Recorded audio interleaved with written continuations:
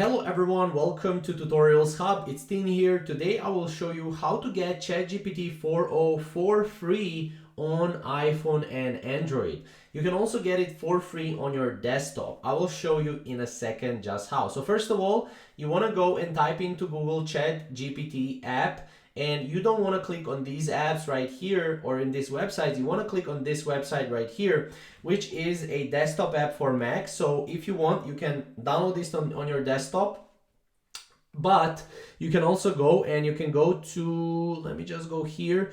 You should be able to go here to ChatGPT, and as you can see, if we scroll down, you should be able to see here that you can get ChatGPT app. If it's not here, you can go basically to the ChatGPT app store, and then you can get it on your app store right here. Once you download this, you will be able to use 4o and GPT-4 and GPT 3.5.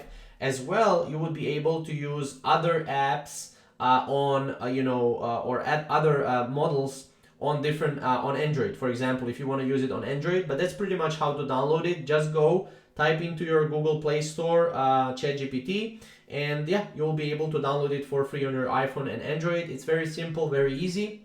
Again, if you want more tutorials just like this, very quick ones, you can definitely go and check this out on our channel. Thank you guys for watching.